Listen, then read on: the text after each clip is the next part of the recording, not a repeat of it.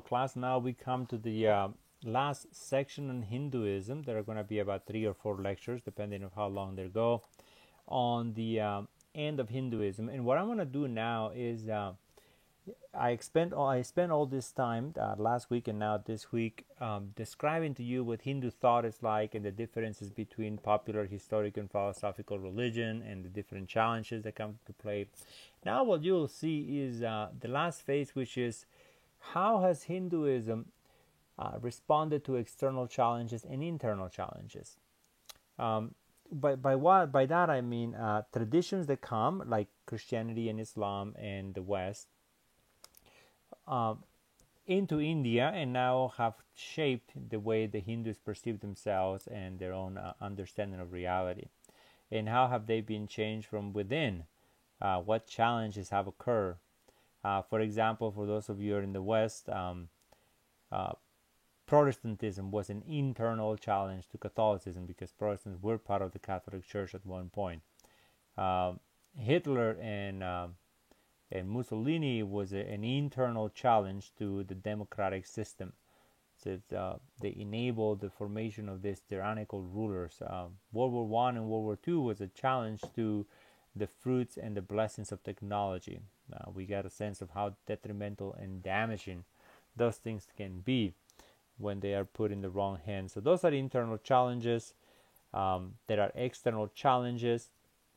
Like, for example, 9/11 will be an external challenge to the West. It came from the Middle East. It was not something that developed organically within the West itself. So that will be one that will be in your recent memory. So what you have now is a brief summary of some of the religions that have encountered Hinduism and how Hinduism has been able to respond to them. So I like to go ahead and proceed in describing this one. I am on click, let me see, 126. So what you have here, there are going to be 4 challenges, 2 internal, 2 external, and I like to explain each one of them. So I'm going to go with the first one, Jainism. Now Jainism is a religion that emphasizes it was started by Vardhamana, and that is 599 to 527 BC. Now remember, this is during the Axial Age that I had mentioned, where there is this awakening of human reality. So what you have here is everything that exists in the world is a spirit. Everything is comprised of spirits. And I'll read to you a famous quote on this. It says, thus the whole world is alive. In every stone on the highway, a soul is locked, so tightly enchained by matter that it cannot escape the careless foot that kicks it or cry out in pain, but capable of suffering nevertheless. So everything has experiences, including the pen, including the every aspect of reality. It says, when a match is struck, a fire being with a soul which may one day be reborn in a human body is born, only to die a few seconds afterwards. In every drop of rain, in every breath of wind, in every lump of clay is a living soul. So everything is alive. So what this is going to entail is an absolute care, an extreme care in regards to where we walk, how we conduct ourselves, what we eat.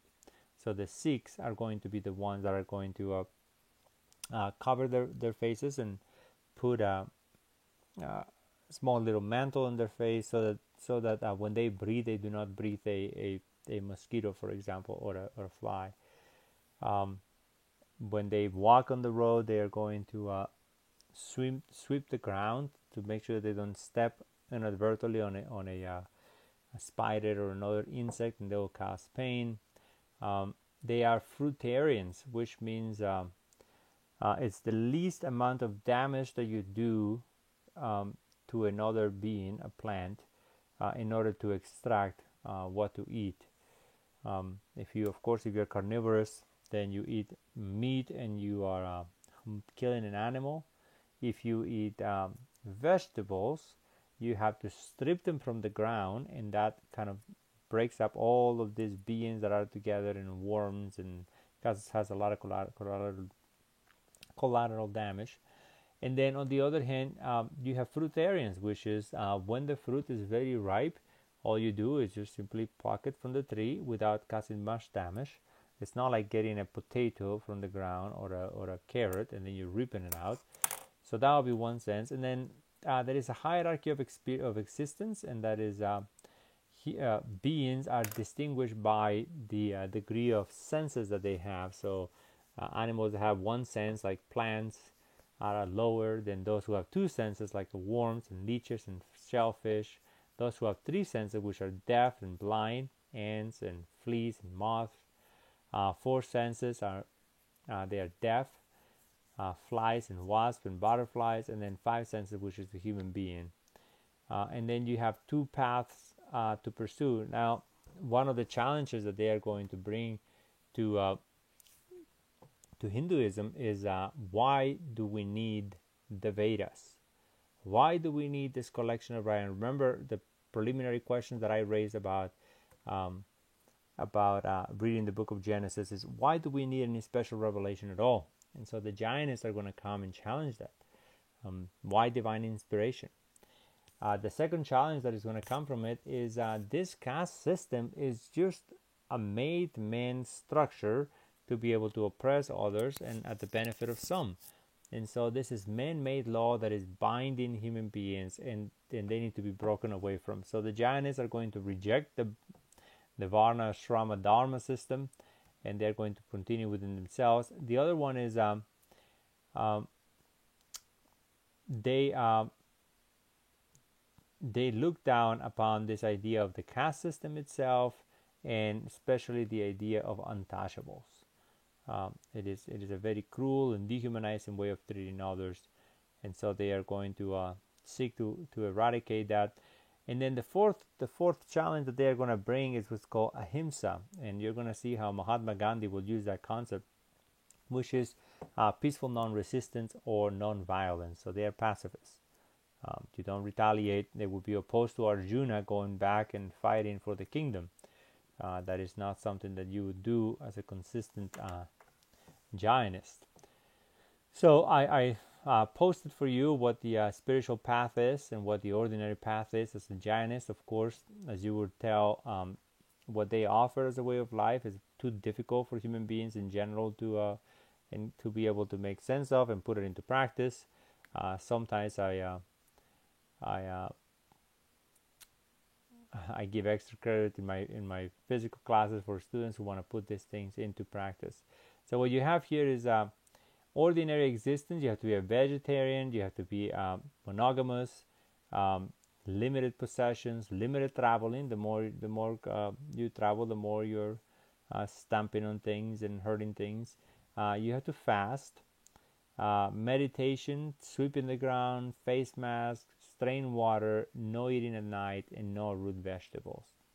And then for those who are on the spiritual path, they have to have no family. They have to be celibate. They have to wander as if they were sannyasis.